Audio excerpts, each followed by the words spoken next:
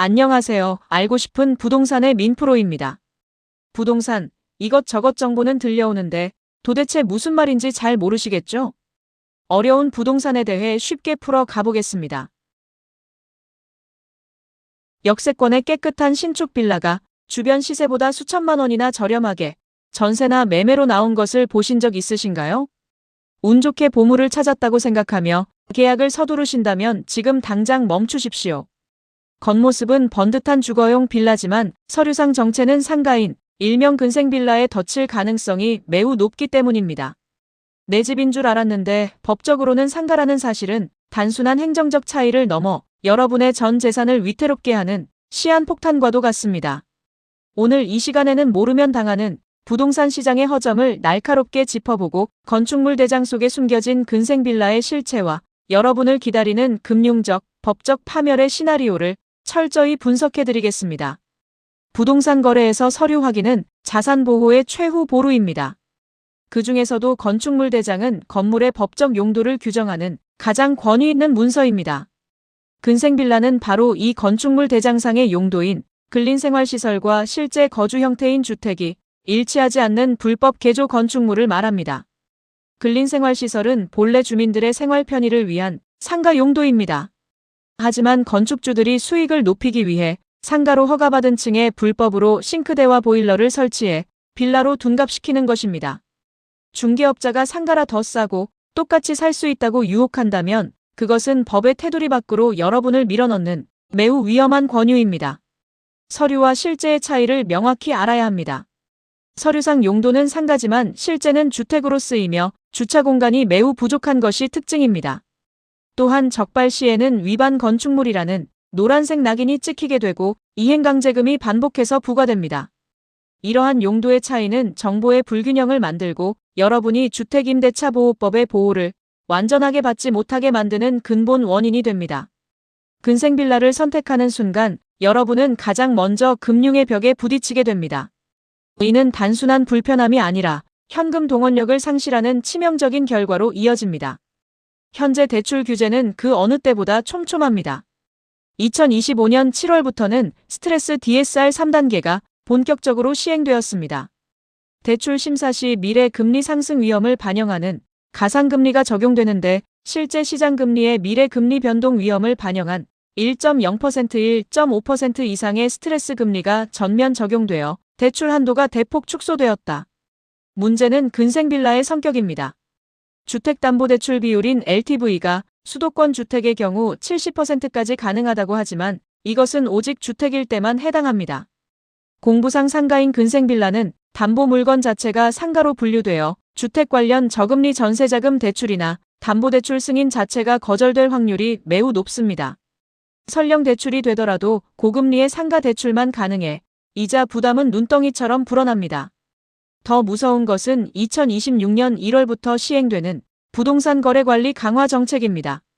이제 매매 계약 신고 시 계약서와 계약금 입금 증빙 자료 제출이 의무화됩니다. 자금 조달 계획서에는 금융기관명을 상세히 기재해야 하며 증빙 서류 제출 의무도 대폭 확대됩니다. 또한 2026년 1월부터 시행된 개정안에 따라 상업용 부동산으로 분류되는 근생빌라는 주택보다 훨씬 까다로운 자금 조달 계획서 검증을 받게 됩니다. 이처럼 거래가 투명해지는 흐름 속에서 불법 용도 변경된 근생빌라는 시장에서 철저히 외면받게 됩니다. 여러분이 나중에 집을 비우고 나갈 때 다음 세입자나 매수자가 대출을 받지 못해 보증금을 돌려받지 못하는 역전세나 거래 절벽의 피해자가 되는 것은 시간 문제입니다. 금융 문제보다 더 뼈아픈 것은 법적 보호망의 붕괴입니다. 많은 분이 전입신고하고 확정일자 받으면 보호를 받는다고 믿지만 근생빌라는 그 구조부터가 매우 취약합니다. 주택임대차 표준계약서의 임차주택 표시 항목을 보면 건물 구조와 용도를 정확히 기재하게 되어 있습니다. 용도가 근린생활시설로 명시되는 순간 여러분은 주택이 아닌 곳에 사는 임차인이 됩니다. 특히 표준계약서 제3조인 입주전수리와 관련하여 상가 용도의 불법으로 설치된 취사시설은 언제든 원상복구 명령의 대상이 될 수 있습니다. 법적 다툼이 발생하면 임대인은 주거용이 아니라는 것을 알고 계약하지 않았느냐며 책임을 회피할 명분을 얻게 됩니다. 실제 사례로 보증금 2억 원에 저렴하게 나온 근생빌라를 계약한 홍길동 씨가 있습니다. 그는 전입신고와 확정일자를 갖추어 대항력을 확보했다고 믿었습니다. 하지만 건물이 경매에 넘어가자 반전이 일어났습니다.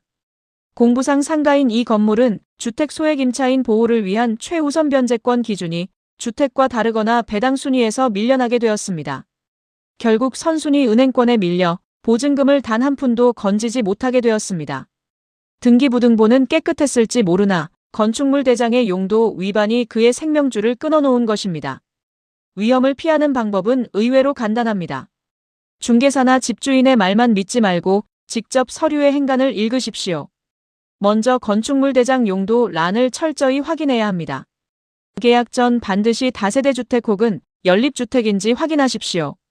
근린생활시설 혹은 사무소라고 적혀 있다면 뒤도 돌아보지 말고 나오셔야 합니다. 대장 우측 상단의 노란색 위반 건축물 표기도 반드시 확인하십시오. 이것은 대출 거절의 결정적인 사유가 됩니다. 만약 주거용으로 사용하는 데 문제가 없다는 말을 꼭 믿고 싶다면 특약을 활용하십시오. 본 건물은 공부상 주택이며 위반 건축물로 판명되거나 대출 불가 시 계약을 무효로 하고 계약금을 전액 반환한다는 내용을 반드시 명시해야 합니다. 2026년부터 의무화되는 계약금 증빙 절차 등 강화된 자금 검증 절차를 고려할 때 투명하지 않은 물건은 향후 처분이 불가능하다는 점을 절대 잊지 마십시오. 등기는 법적 소유권을 보여줄 뿐 그 건물이 사람이 살 수 있는 합법적 주거지인지 증명하는 것은 건축물 대장입니다. 잔금 지급 직전까지 최종적으로 대장을 재발급받아 변동사항을 점검하는 꼼꼼함이 필요합니다.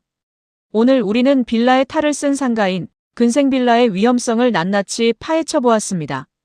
정리하자면 근생빌라는 불법입니다. 이행강제금과 원상복구 명령의 위험이 늘 존재합니다. 또한 금융적으로 고립됩니다. 2025년 7월 시행된 스트레스 DSR 3단계와 2026년 자금 출처 검증 강화는 근생빌라를 시장의 미아로 만들 것입니다. 마지막으로 법적 권리가 매우 취약합니다. 경매 시 주택 임차인으로서의 온전한 권리를 주장하기가 매우 어렵습니다. 부동산 제도가 투명해질수록 확인하지 않은 개인의 책임은 무거워집니다. 설마 나한테 그런 일이 생기겠어 라는 안일함은 전세 사기꾼들이 가장 좋아하는 먹잇감입니다.